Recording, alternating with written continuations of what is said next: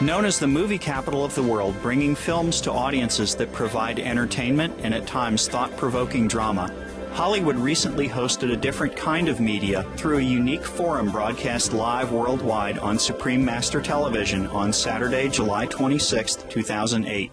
The Climate Change International Conference was held at the Pacific Design Center in West Hollywood, California, USA. Organized by the Supreme Master CHINGHAI International Association, it was a conference that brought together green Hollywood celebrities and notable speakers.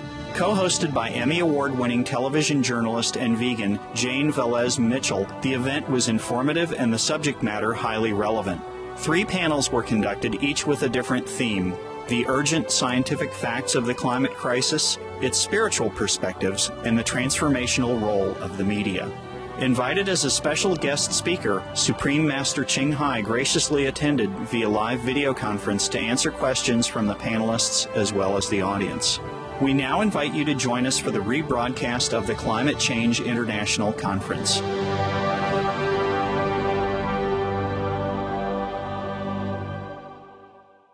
This is our third and final panel, and we're talking about perhaps the most important aspect of this entire movement, and that is media, transformational media. We have heard the message. How do we get it out effectively to the rest of the world to avert this global catastrophe that we are in the midst of? So we are excited to have 3 amazing gentlemen with us. Dr. Gabriel Cousens, founder of the Tree of Life Rejuvenation Center. People have gone there to turn their lives around and to turn around their health with a raw vegan diet.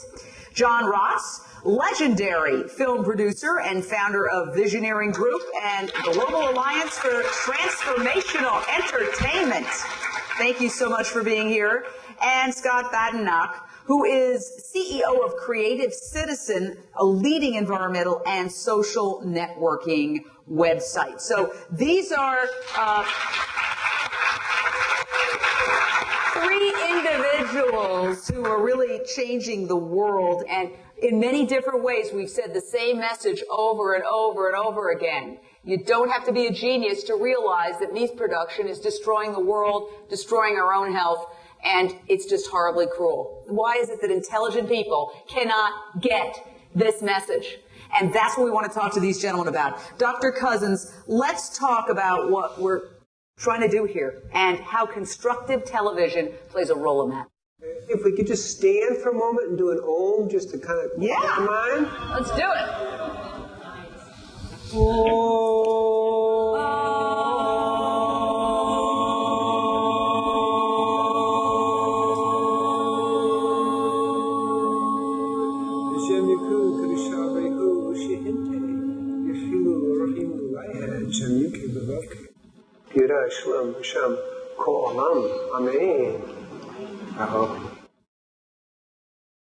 So that prayer was about the merging of the heavens and the earth.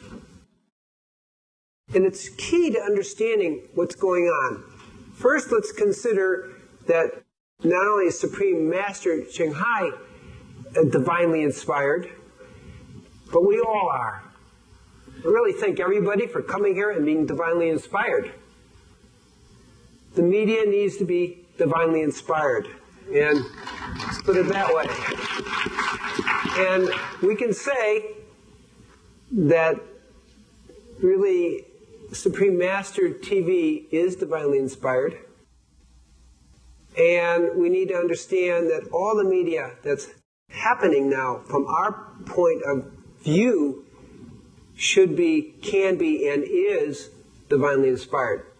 In 1975, I had a vision from deep in meditation. It said, you should learn to eat and live in a way that supports the spiritual energy.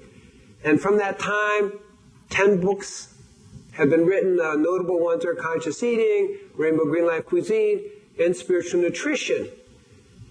We have now outlined, including all the difficulties people face, and how to be a complete, successful vegan and life leader. These books are carried in naturopathic schools around the world.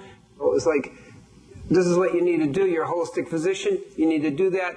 And the reason you're doing that actually is How do we become superconductors of the divine?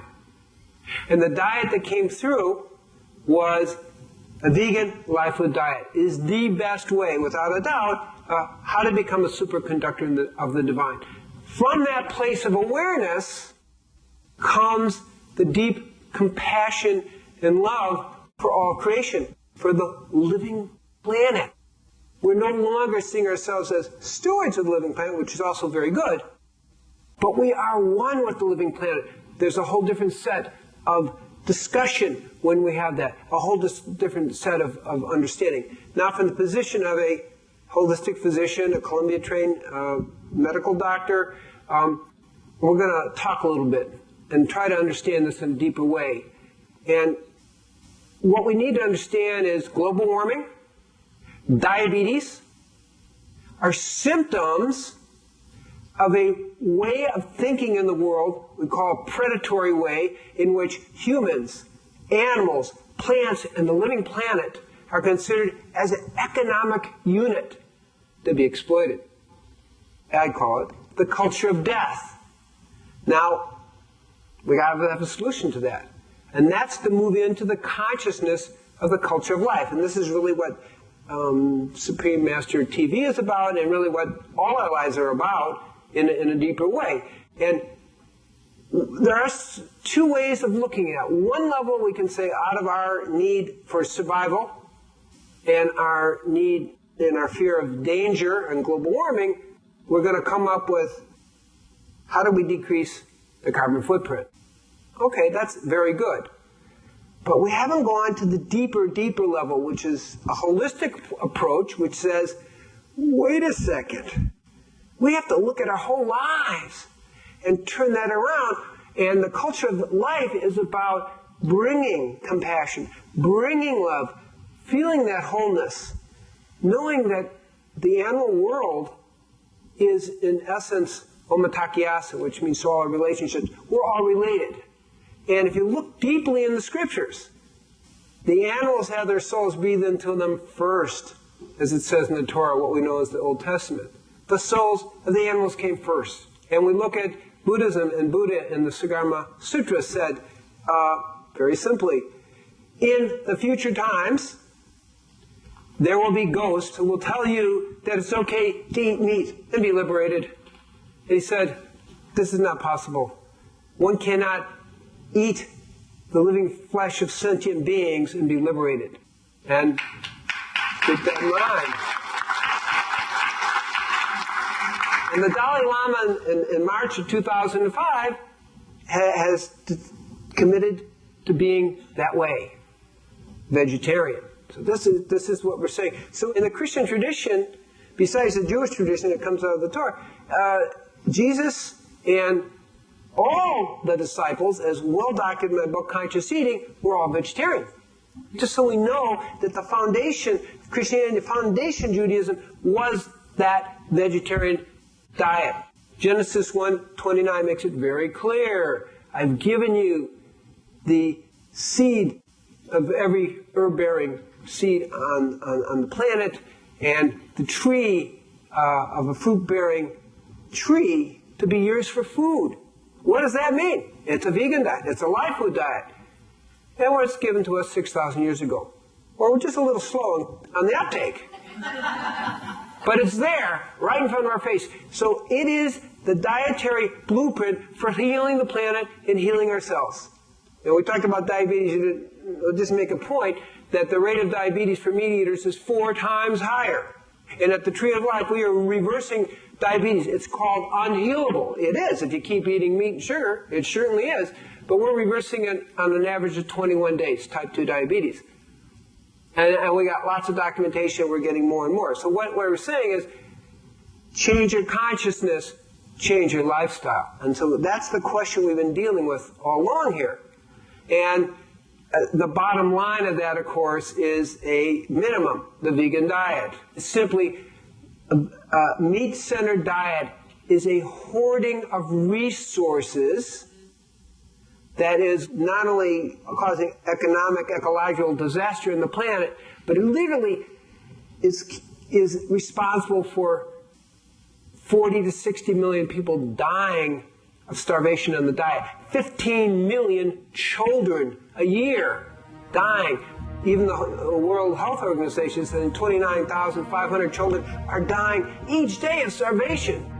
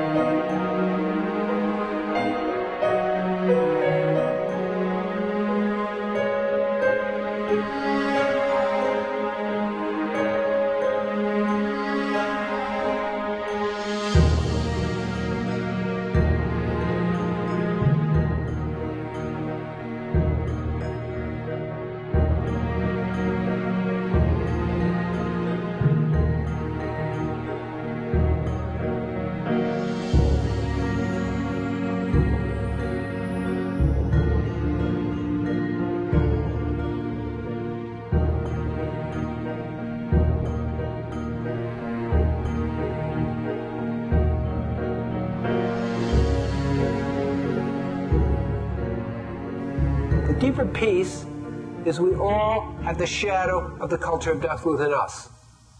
We all have the shadow. We've got to admit that and be at peace with that. And the work is, how do we move into the culture of life consciousness? Because it's not fighting against something. We are moving into a consciousness of the culture of life, of compassion, of love, of our oneness with the planet, that now is what the media can do. And that's exactly what we've done. We've been inspired by Supreme Master TV. We hope many other media networks are. Well, we have created a virtual culture of life community. And you can access it at GabrielCousins.com and in a very short time, cultureoflifecommunity.com. And we are talking about alive people, alive relationships, alive parenting, alive planet, alive food, and literally alive building materials and ecology. We actually have been pioneering veganic organic farming.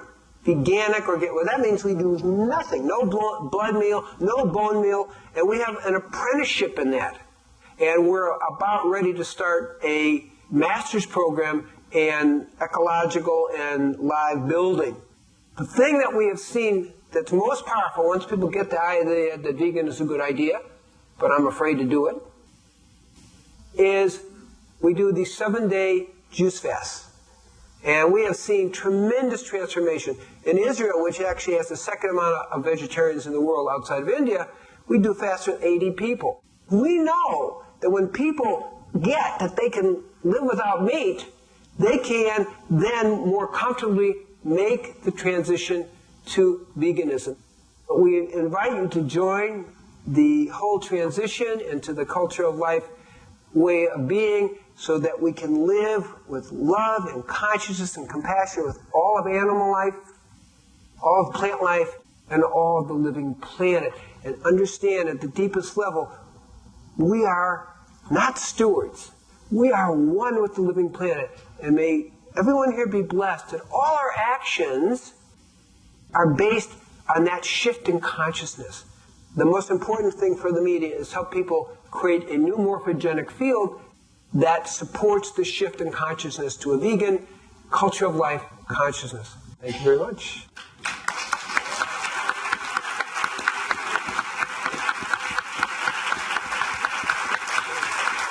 Dr. Gabriel Cousins, do you have a question for Supreme Master? Yes, I do, actually. We understand that veganism is clearly a major lifestyle change. What other lifestyle and consciousness change would you recommend? One other one that you would recommend is most important to make that change into the culture of life? Thank you, Dr. Cousins. You know already, veganism is just one of the aspects of our lives. The next one, together with veganism, we should also develop spiritual practice. Yes. And then because the more we dwell deep into our great self, the more knowledge we have, the more wisdom we will gain. And then nobody need even to tell us anything. We will go in the right direction in life. And then once we go into the right direction, everything else will be correct. So spiritual life is very essential. But I'm afraid that that probably is the next phase after vegetarianism. First, people have to open their heart to be compassionate to all beings, meaning forsake meat eating and returning to the noble way of life, the vegetarian diet. Then after that, the heart will be more open. And then the next, we can probably suggest more spiritual development. Even if they did not want spiritual development per se, after being vegetarian for a while, they will also become somewhat spiritually elevated, and maybe they would want to search more understanding about this subject and go deeper into enlightenment. Yeah, that's what I hope, and that's what I think.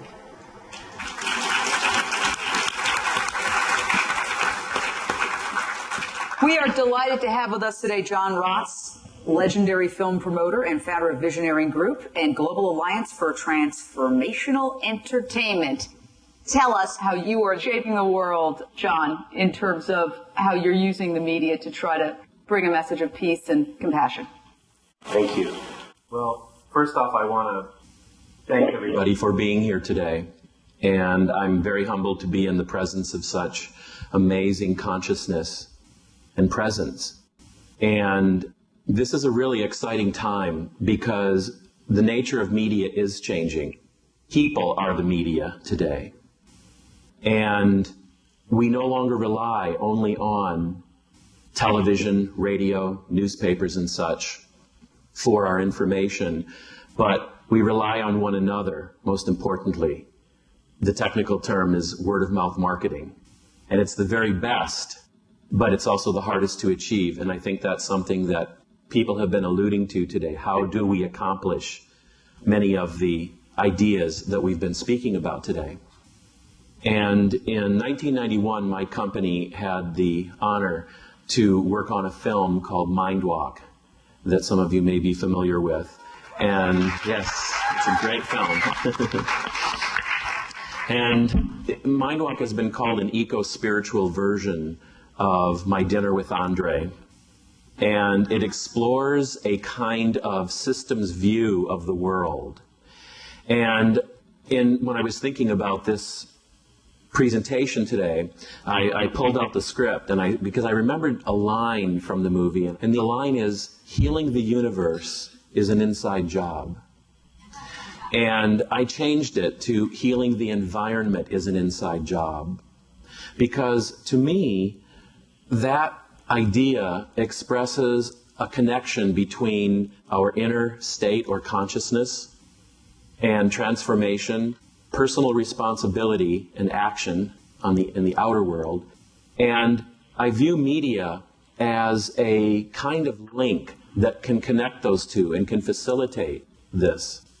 So We've been involved in the marketing of a number of films like What the Bleep Do We Know and Peaceful Warrior and 11th Hour and the last Francis Ford Coppola film, Youth Without Youth, which is really quite an extraordinary piece of work.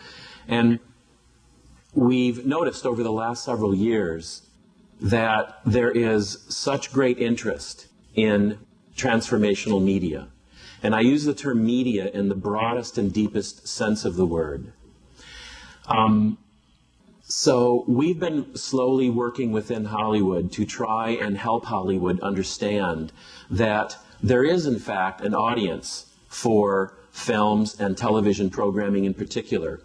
When What the Bleep was first shot, every distributor in Hollywood said no. There isn't a market for this film. No one will pay $5 to see it. And our position was, well, just because you don't know the audience doesn't mean we don't exist. And they said, prove it. So we did. And after a few $1 million of box office, of course, the distributors, came knocking on the door and saying, well, we can work with you now. We ultimately did work with the distributor.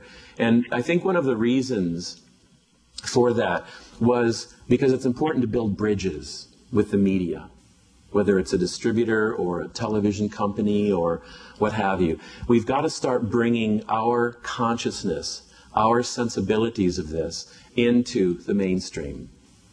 Many people are not aware, but the media operate according to a set of values. And one of those values is typified by the expression, if it bleeds, it leads.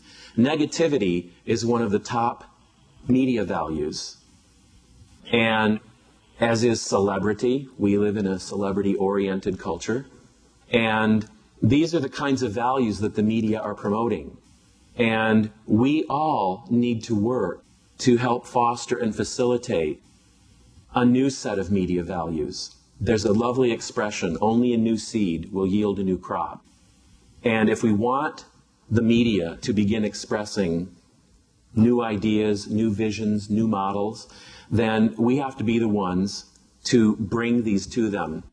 When I started 20 years ago, knocking on the doors of the media, and I would bring up such ideas as meditation, yoga, vegetarianism, the environment, I'm quite certain that they thought I was from another planet, as many people do today. And yet, after 20 years, we just keep knocking on the door. And little bit by little bit, the media are changing. This has brought about a realization that we need an organization, which we've started, called GATE, which stands for the Global Alliance for Transformational Entertainment. And the idea behind this organization is to bring together those conscious people within the entertainment business, on the creative and the business sides, people who understand consciousness, who understand transformation, and invite them to this forum to learn, to talk, to share ideas, resources, projects, money, and what have you, to help give birth more easily to these kinds of projects in the context of the mainstream entertainment business. So our plan now is to hold an inaugural meeting of GATE in the fall, and the title of the presentation is going to be Transform the World by Transforming Media and Entertainment. What we want everyone to do is to come together and begin talking about media values, the need for new media values. And I want to also mention, at one point I was speaking with Fritjof Capra, the Tao of Physics, the Turning Point, and he mentioned something in some correspondence that I think is really important. Imagine if instead of only or primarily using a rational, analytical, reductionist, linear mindset to create the news, what if we used an intuitive, holistic, nonlinear, and synthesizing mindset? There are so many projects in the world today, worldwide, and as I've traveled around opening films and I work with Eckhart Tolle, and seeing the response to the Eckhart Tolle Oprah webcast, 20 million people. As I see this happening, it's clear and evident that the level of consciousness has sufficiently risen that we want more than what Hollywood and the corporate news media have given us to this point. So things are changing. I feel very optimistic. And I'd like to, because you've all been extremely patient today, and I'm sure we could spend the next 2 weeks discussing these various issues, but I want to ask you to think about this, to listen to the media within. A vital source of wisdom is the media in each of us. Dreams, reflections, imagination, experience, revelation, reason, insight, emotion, intuitions, and inspiration. And while we may draw our data from the outside world, it is our internal processes that give it value. So in this information age, which is just a big cacophony, don't overlook the richest source of any age, and that's us. That's each of us in media. So thank you.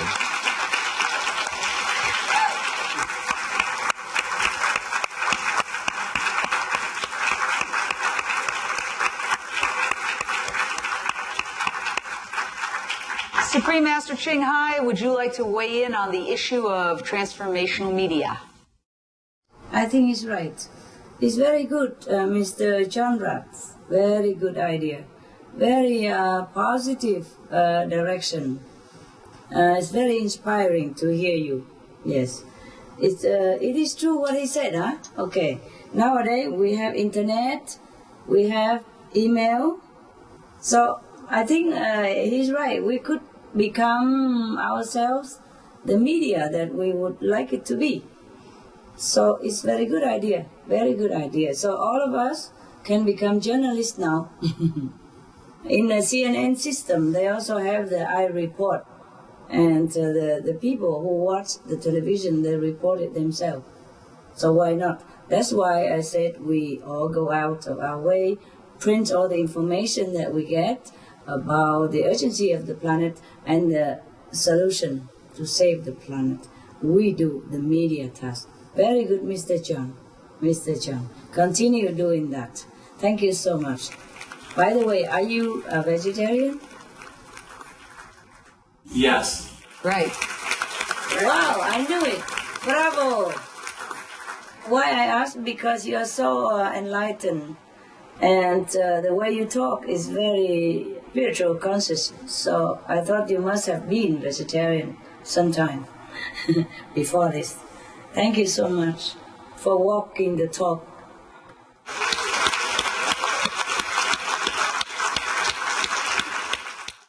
They're beautiful people today, aren't they?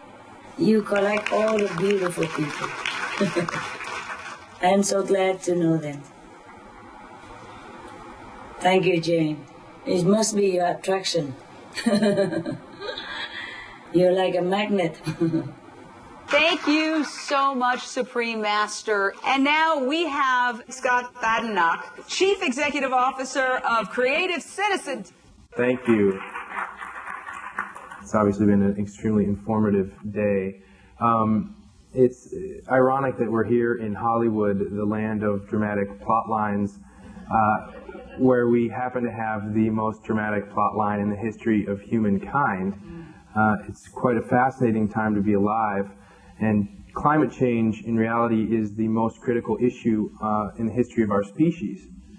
And we are going to either evolve or we're going to go the way of the dinosaur. Now, I'd rather this be in movies than in real life as well, but the fact of the matter is, and if you look at all the scientific data from the top to the bottom, this is not a 50 to 100 year horizon of a problem, this is 3 to 5 years. So the time to act is right now, and the time for a massive holistic change is right now. So what I like to say is that every single facet of our society will be rethought through the lens of sustainability. So this is not just about being a vegetarian or a vegan. This is about rethinking every single thing that we do in our daily lives, in our businesses, at home, at our offices, in every single facet of our lives. And if we do not do that, we will not solve this problem. Now, while we also have the biggest problem in the history of mankind, we also have the greatest tool in the history of mankind, which is the internet. So this tool, which brings together the ability to collaborate, mobilize, and disseminate, is really going to be the savior, or can be the savior, for our human species. It's in reality the greatest asset of this period of transition that we have, where working together is now easier than ever before. So the thesis statement is that we must transition our society from one that is at odds with nature to one that is in accord with it. And fortunately, if there is a method to do that, that is through grassroots methodologies, which we've all forged for decades, and now we have a mechanism to really do it. So you look at the successes that have happened in the space. For instance, Wikipedia.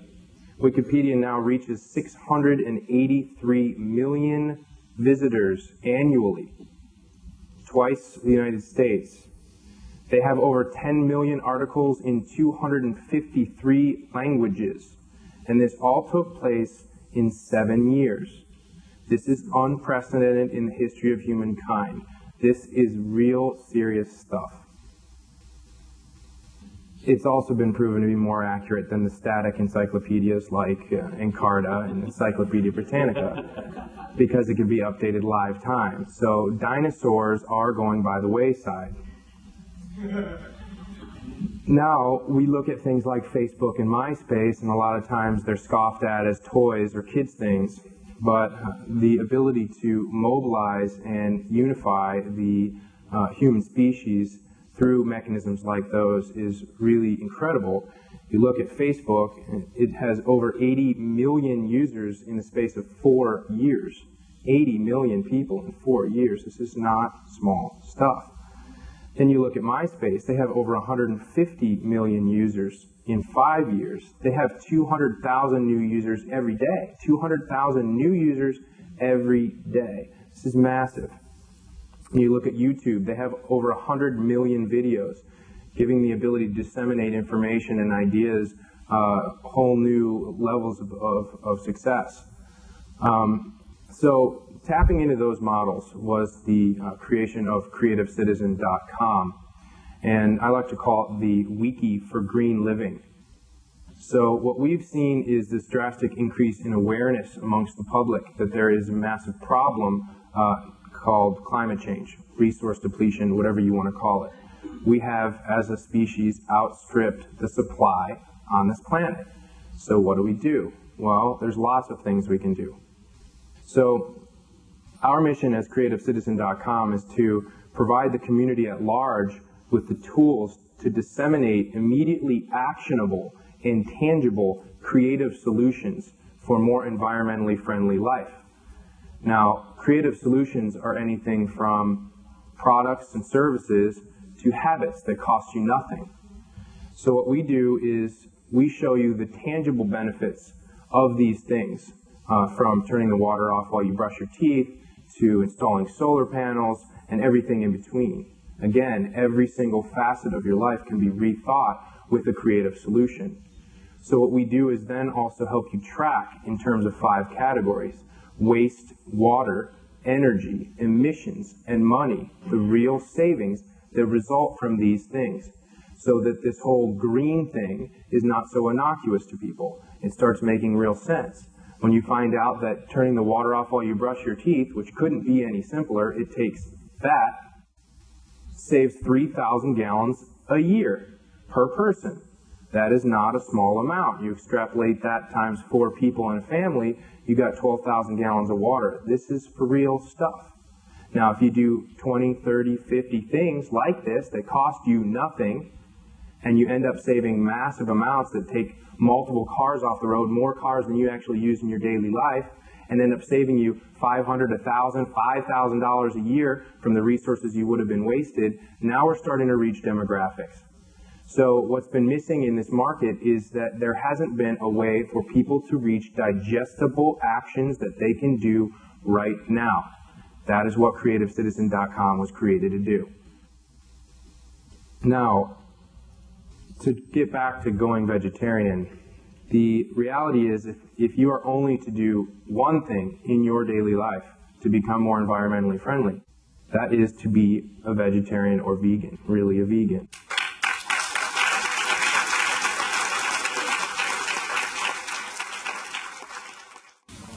To quote somebody who we all think is pretty smart, Albert Einstein, nothing will benefit human health and increase the chances for survival of life on Earth as much as the evolution to a vegetarian diet. This is Albert Einstein. Nothing will benefit human health and increase the chances for survival of life on Earth as much as the evolution to a vegetarian diet. What more needs to be said? Now, there are many different means to get this information out to the public. Dr. Tuttle's book, The World Peace Diet, is incredible. David Gershon's book, Low Carbon Diet, is also incredible. I suggest that all of you pick up one or two of those. The reality is that meat feeds few at the expense of many. While we could be feeding ourselves and others with grain, we're instead feeding grain to cows. This makes no sense. Some of the stats that have been said today that are really crucial are that 16 pounds of grain goes to create 1 pound of meat. That is not a good equation. The idea that I like people to really consider is that for every serving of meat that you sit down at your dinner table and eat, the grain and cereals that went to feed the animal that created that meat could have fed 45 to 50 people. So when you sit and look at that one helping of meal, that one burger at the one restaurant, think about 45 or 50 people with empty bowls standing around you, hungry. That's really what's going on. There is no disconnect anymore.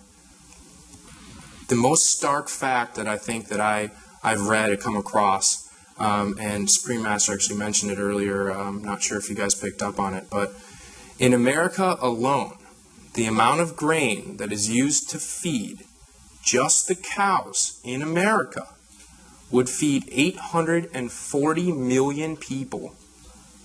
That is more than the entire population of starving people on the planet.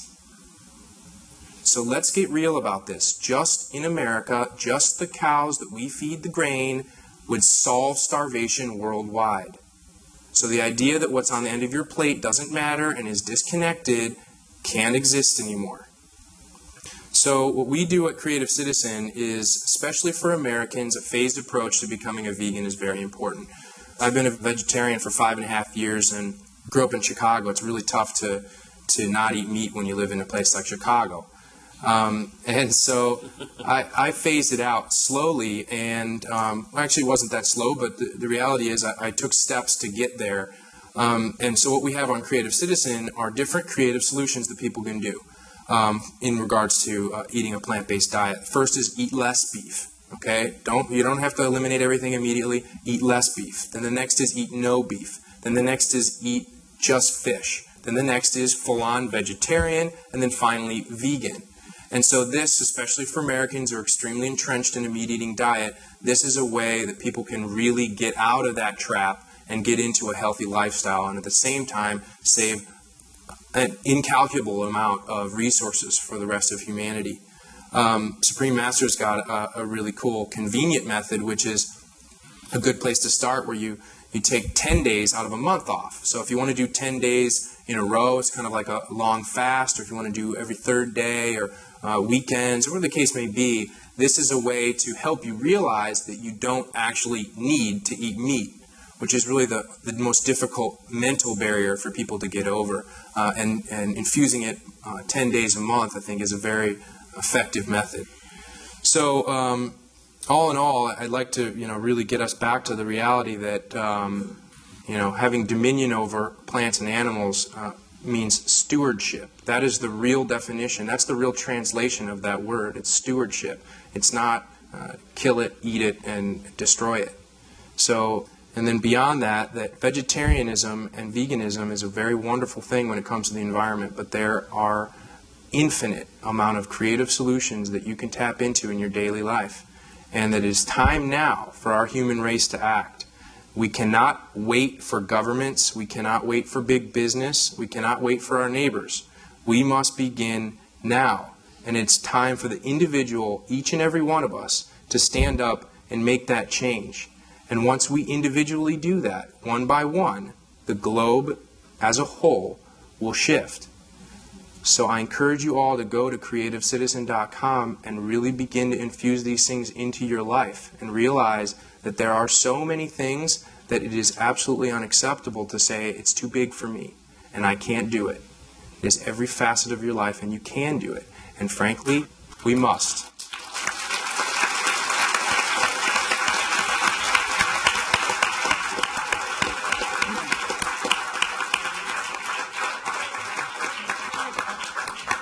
Yes, we must. We must. Just like he said, we must do it. Either that or we will perish. Thank you. Thank you. We have one last set of questions from the audience, and the first is from a professional stuntman, Robert Alonzo. Master CHINGHAI and John Ratz. How can artists and entertainers use their influence to make living sacred and preserving life cool and in style? Are celebrities a key element in the evolution of humanity to a world of peace and compassion? Thank you. Oh, I let John answer. He's smart and cool. Thanks a lot. There are a lot of parts to that question. I personally feel that in our particular culture, we place too much emphasis on celebrities and not enough on people such as Supreme Master who are out there doing the good work. It's a big, big population, and there are a lot of people doing good work that are not recognized. And that's what when I speak of a shift in media values, we need to start honoring more everyday people who are doing good work and holding them out as models so that I don't think there's anybody in this room who doesn't find it very, very fascinating and helpful and inspiring when we hear of people, whether in India or Africa or Europe or other countries, that are, individuals who are out there on the streets connecting with whatever the problem is and working to make it better. And the way that celebrities can be helpful in that regard is that, I kind of look at them as transitionary, because right now many people do still pay attention to celebrities. And until we shift our consciousness and shift our orientation to what we truly value, celebrities can be there to give their stamp of approval, if you will. I can give you one example. My friend Jim Carrey is very much at the forefront of activism. He was a very big supporter of Aung San Suu Kyi. And he's working now, I didn't know this, and some of you probably do, that rice crops contribute a huge amount of methane in the environment. And Jim is now working on some sort of a rice project that will create a type of rice that doesn't outgas as much. And contribute to the methane problem. So celebrities are valuable in terms of giving, at this point, a kind of stamp of approval. But I feel, again, we need to phase that out and bring all of us and other people around the world who are brothers and sisters doing this work into focus for others.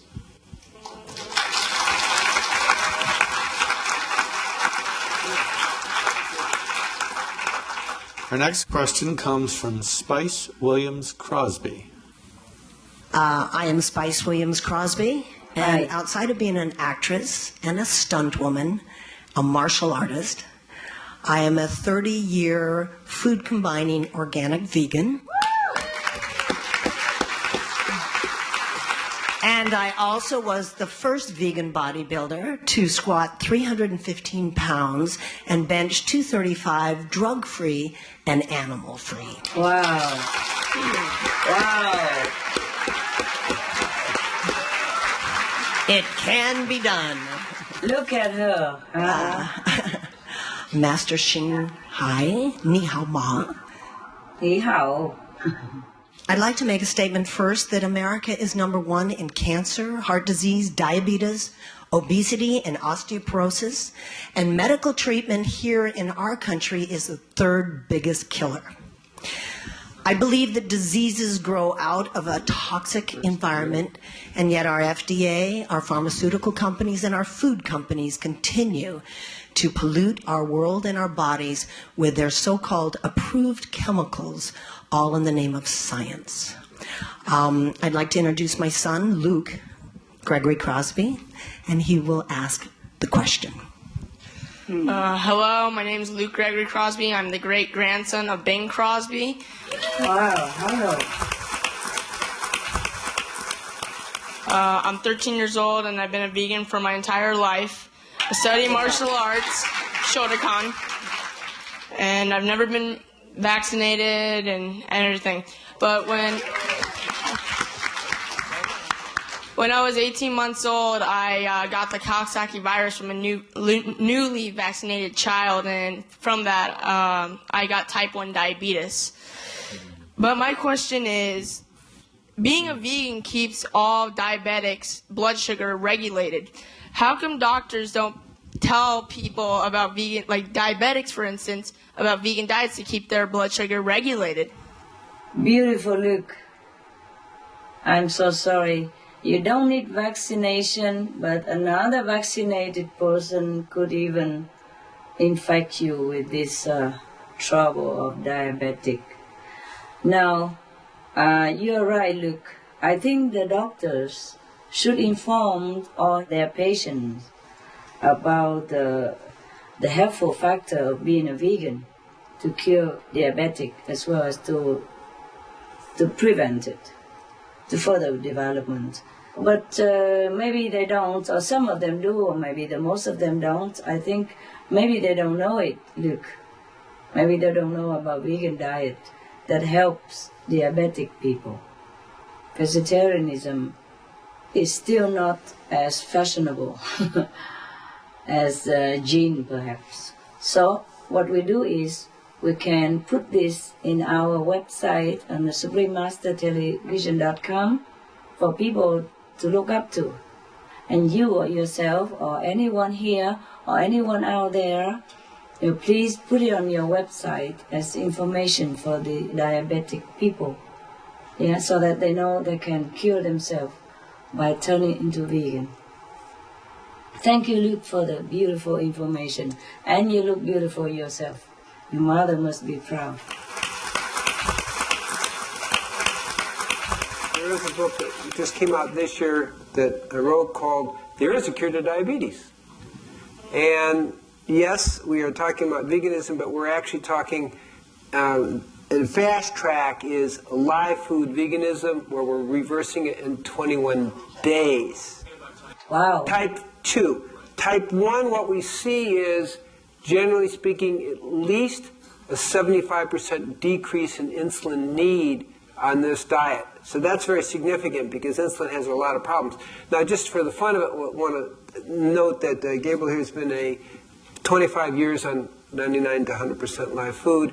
When I was a meat-eating captain of an undefeated football team and could do 70 push-ups, at the age of 65 years ago, I did 601 push-ups, and a lot more flexible.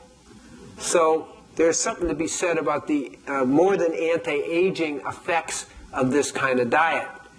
Now, I want to talk about vaccinations just for a moment. It's just part of the culture of consciousness. The main cause of polio has been, and admitted by the people who developed the vaccine, has been actually the vaccine. And they make this thing about everybody has to be vaccinated. The truth is, people can catch, particularly SV40 virus, we don't want to get too technical, from other people, which is a cancer-causing virus. And then one correction, the main cause of death today is iatrogenic medicine. Number 1, not number 3. Carolyn Dean in her book about that. So we need to be aware of that. But the main thing, getting back to the details, also I'm going to say that vaccinations increase your rate, according to the research done in Finland and Denmark, approximately, I hate to say this, 147% of getting type 1 diabetes. Now, we have seen some healing. We've got 4 or 5 cases of type 1 diabetes that have completely healed. And our movie that's come out, which is naturally simply raw, there is reversible diabetes. We actually had somebody cure on our movie, which is unexpected.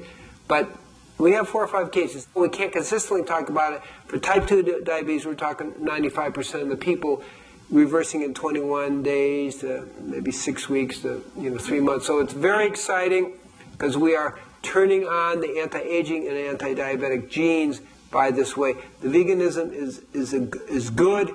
Live food is dramatically better, and you can find out about it at, again, GabrielCousins.com. We have all that information. And the book, There is a Cure for Diabetes. But the big thing is the veganism is one of the main ways of preventing diabetes.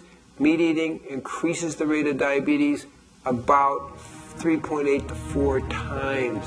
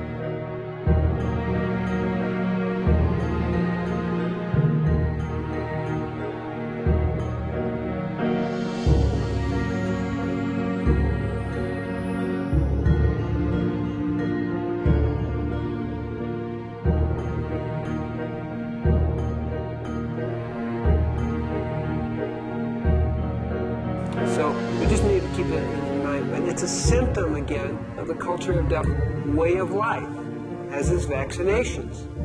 And we're all talking about shifting the consciousness that says, hey, we're one with the living planet, and we start doing things in a natural way. And Ayurvedic would call it, we stop doing crimes against wisdom. And diabetes is a way of living in a way that we're not creating crimes against wisdom that create global warming and indeed create a tremendous amount of chronic disease on the planet. Thank you for answering the question. Well, thank you very much for such a fascinating question and some interesting answers. We have one last question from the audience, and it will come from Lance Webster. I'm Lance Webster, the administrator for Earth Communications Office. From the early 1990s through a couple of years ago, we produced a series of public service announcements that have been seen by over 1 billion people worldwide in most of the major languages of the United Nations on environmental issues.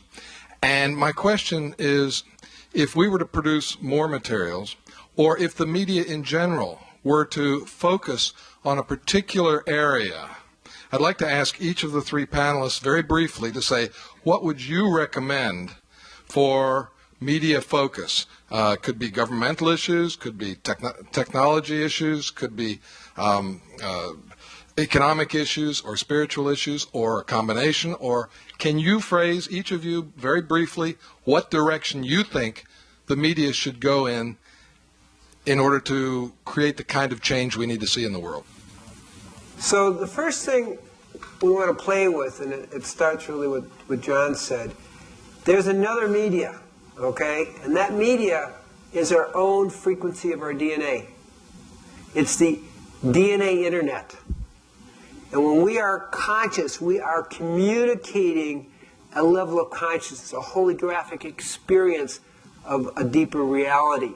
So when we create the holographic experience of peace within ourselves, it goes out all over the planet. It actually even affects the amount of sunspots. When people meditate in each equinox and solstice, literally what happens is the sunspots decrease by 36%. So don't think that we have the most powerful media that's inside of us, and it's the frequency of our DNA. It comes from our state of consciousness in our heart, in our mind becoming one. So that's the ultimate media. It's the consciousness of the people creating the media that needs to be changed.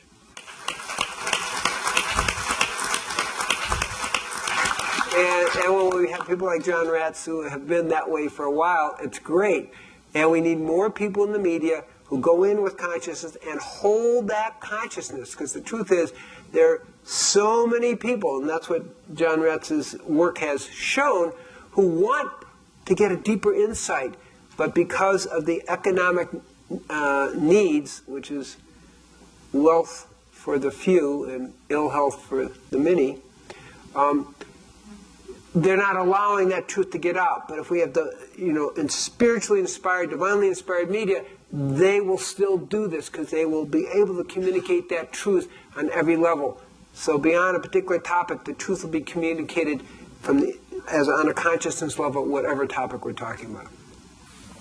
Briefly, my general operating principle, as much as possible, is don't chase the media, be the media, and operate according to the principle of the highest first, which means go for that, whether it's a cause or, most importantly, consciousness and transformation itself.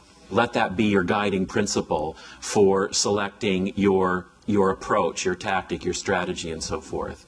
So, there's so many issues, and it's mind-numbing, and maybe you even know the term compassion fatigue. There's just so much to do, and we don't have a lot of time to do it. So how do you choose? Well, align with what you feel inside. Align with your intuition about what you should follow. And don't chase the mainstream media, but be the media. Use the internet because it's the most effective tool right now for effecting social change. And there are so many ways of using the media from a marketing and public relations and publicity standpoint, as you know. And I feel that that's one of the best ways to marshal mass consciousness right now.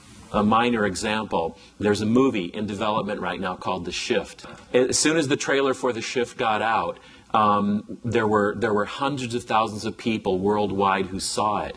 And the movie is profiling those individuals, companies, and organizations that are creating the shift in the world, not waiting for the mainstream media to report on it, but saying, look at what these people are doing. And there's tremendous support for it. And so just use your heart, your intuition, your consciousness to promote itself, consciousness and transformation, and whatever the manifestations of that are for you, go with that. Very good, very good. Very good. Very good, John. Mr. Russ, very good. So, as you can tell, conscious media is being taken care of. John Rotz and the Elizabeth Estradas and Daryl Merchant's Elevate Films, Free Range Studios. These people are doing it, and they're doing it very, very well, and I look forward to seeing what they come out with in the future. The one take that I would have is sort of practical stuff. And while it's very clear that if people shift their consciousness, they will also become sustainable in their daily lives, because the first step is consciousness. But also, I think there's a big gap for people, especially in certain areas of this country, that it's kind of hard to take that leap from totally unconscious to conscious. So I think that, giving people sort of solutions, the stuff that we focus on, stuff that's really practical for them and realistic. And so we're actually working with Free Range Studios to come out with a movie about creative solutions, things that people can do in their daily lives, save the environment and themselves. And that's one area that I would really like to target, a demographic that's still a long way away from being truly conscious. But I have faith that the rest of it is in very, very good hands.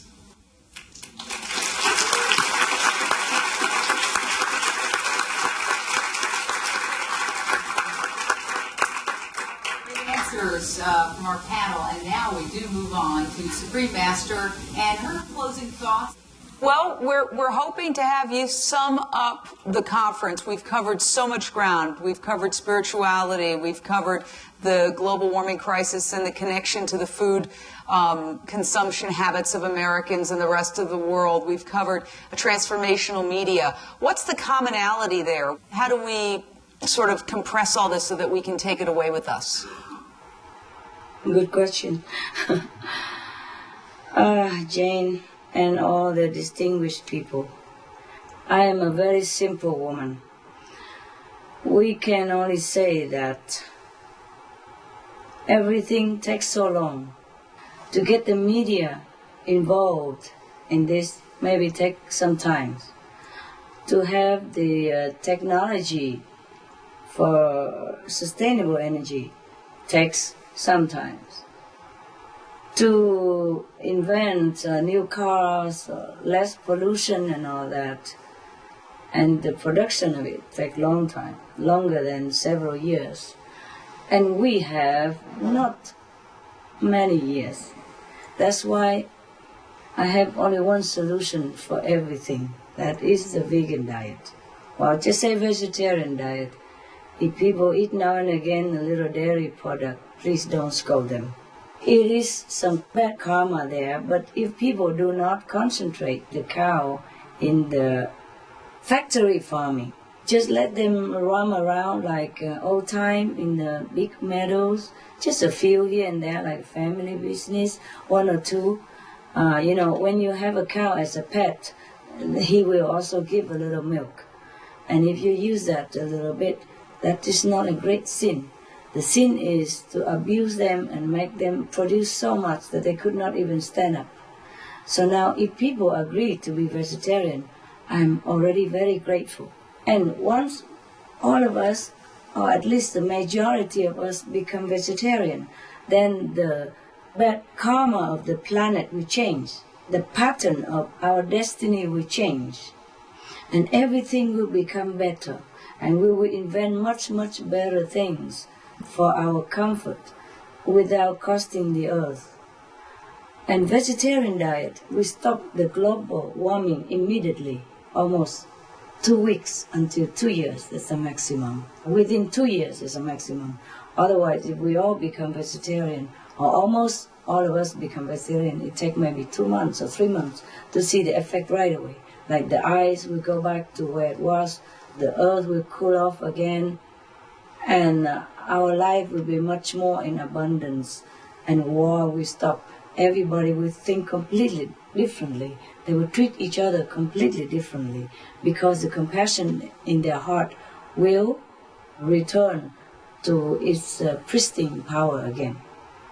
Right now, because of all this meat and poison, drug and cigarette, alcohol, the compassionate nature of people are being suppressed by the heaviness of the negative power that we have generated by using this poisonous stuff, especially the killing energy. That is the worst thing we can do to ourselves.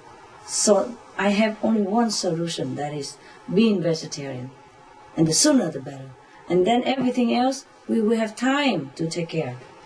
We will have time to develop different technology. We will have time to invent new cars. we will have time to tackle many other things that right now is not that urgent as the planetary warming, because truly it might destroy the whole planet and we will all go. Well, I don't mind going. It's just that how about the other people who like to live, who want to live on this planet, because they do not know yet there's another place that they could go. And if they die in such a situation, it's very difficult for their spiritual upliftment. And this is still a very beautiful planet. It's still repairable. So just one request, vegetarian diet. Then everything else we will have time to do and to think of. Very simple. 80% of global warming is caused by meat eating. So 80% of global warming will be solved by turning away from meat diet and adapting vegetarian diet. Now, another 20%, it is no problem really. Even if we still keep the cars, airplane, train, and take a lot of shower, it doesn't matter that much. Because only 20% of pollution, only 20% of damage, the earth can take care for us. Truly like that. So just spread out the vegetarianism, spread out all that information about the benefit of it. And that's the best thing we can do for the planet and for our children. Thank you so much for having me. Thank you so much for your trust and your love for me. I wish all of you all the best. And God bless you in your mission.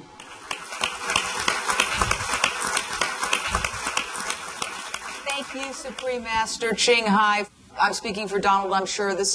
I'm humbled and honored to have had the privilege of emceeing this amazing event and meeting so many wonderful, evolved people. It gives me hope, because sometimes I do get depressed about what's happening in the world today. There's a lot of reasons for hope. As we wrap up tonight and conclude, let me tell you that here in California, there's a proposition on the November ballot called Prop 2, which is the Prevention of Farm Cruelty Act, which will ban pig gestation crates, veal crates, and battery crates. And it's on the November ballot, so you can vote yes on Prop 2. And this weekend, we are holding parties all across. I'm holding one with 375 RSVPs in Beverly Hills tomorrow, where people are coming together, and all of Hollywood is coming there to say we want to do whatever we can to stop this cruelty. So we are caring people. We are going to turn this around, and we can solve all these problems, literally waking up tomorrow and not only going vegan ourselves, and I'm vegan, I hope most of the people in this audience, raise your hand, are you vegetarian or vegan? How many of you? Okay, right there, that's great. And I'm sure the rest of you after this are on your way. On your way. So I'm filled with hope, and I have a renewed sense that we're going to keep moving forward, and we're going to make this world a compassionate place and a compassionate planet, right? Let's do it. And on behalf of the rest of the Canadian team who came down to help us with this event this weekend, I would like to express our sincere appreciation to Supreme Master CHINGHAI for giving us this opportunity, and to our incredible Los Angeles host. We appreciate everything you've done and wish you all the very best in taking what you have learned today out and expand it around the world. Thank you. Thank you. Thank you, everybody. Really, thank you. Thank you, Jane. Thank you, all the MC. Thank you, all the hosts, the panels, great personage. We thank you all. Thank you, the organizing people as well. God bless you all. Goodbye now. So long, and please be a vegan if you're not yet. Try it. It will help you to see the world in a different perspective and to be closer to heaven. Just envision for me at least the world in which all beings live without fear of one another. We will all be vegan, and we all live in happiness and blessing from heaven. God bless you.